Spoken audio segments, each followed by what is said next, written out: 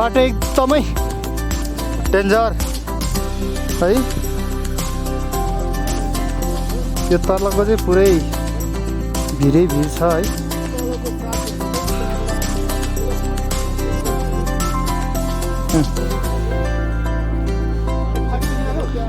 हाम्रो रविन्द्र सर हो उहाँ चाहिँ। बाटो चाहिँ अलिकति डेन्जर छ, बाटो डेन्जर छ।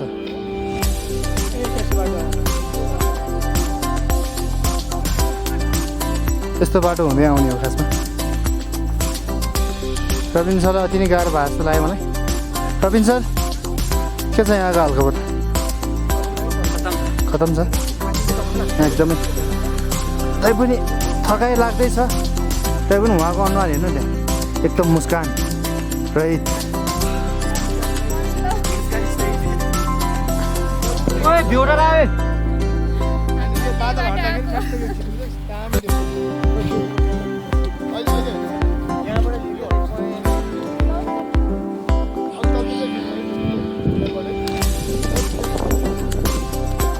हाम्रो यो साथीहरू हुनुहुन्छ नि, उहाँहरू चाहिँ पोखरबाट आउनु भएको छ।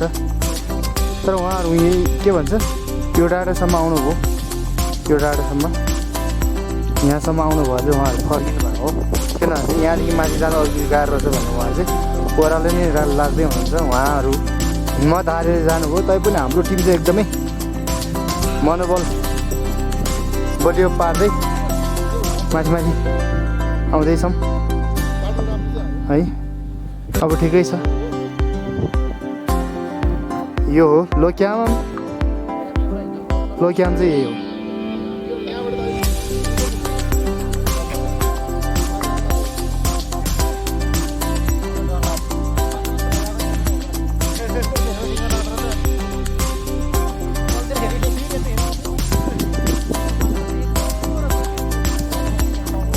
यही हो लोक्याम चाहिँ।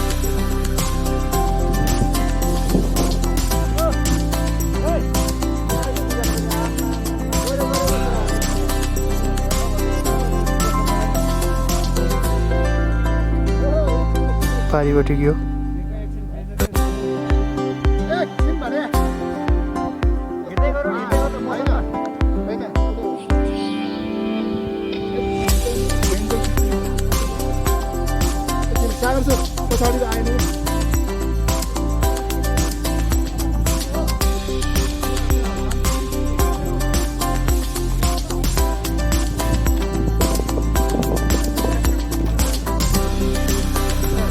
फ्रेन्ड सर चाहिँ क्यामराम्यान हो त्यहाँ। उहाँ फोटो खिच्दै हुनुहुन्छ है। ल ल ठिक छ।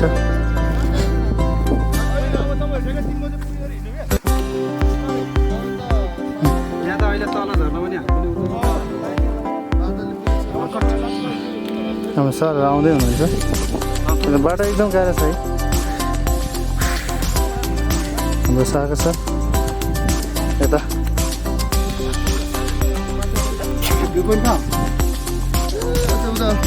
कति टाइम लाग्छ दाइ यहाँबाट भ्यू पोइन्ट जानलाई? 1 घन्टा पनि पुग्छ। अझै टाइम लाग्छ भने चाहिँ हामीलाई 1.5 घन्टा जति लाग्छ।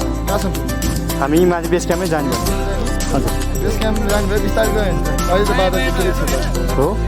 अनि आज बेस क्याम्प गएर हामी यो लो क्याम्पसम्म आउन सकिन्छ? सकिन्छ यार, ओह्रालो अब हो। सकिन्छ मजाले। ल हुन्छ, हस् दाइ धन्यवाद। तपाईँ यसो जानुहोस् कि टक्क 3 बजीतिर त्यहाँ माथि पुग्नु जाने। किन हजुर हजुर जानुहोस्। ए 3 बजी हामी पुग्न सकिएला माथि बेस क्याम्पमा? बेस क्याम्प 2 घन्टा पुगिन्छ दाइ। हजुर ए ल हुन्छ, धन्यवाद। म त यसरी खुट्टा यसरी राखेर ठिक छ ठिक छ। बाटो अलिकति गाह्रो छ है। हुन्छ हस्। बाटो एकदम गाह्रो छ। उहाँले यसरी रिटर्न भएको छ।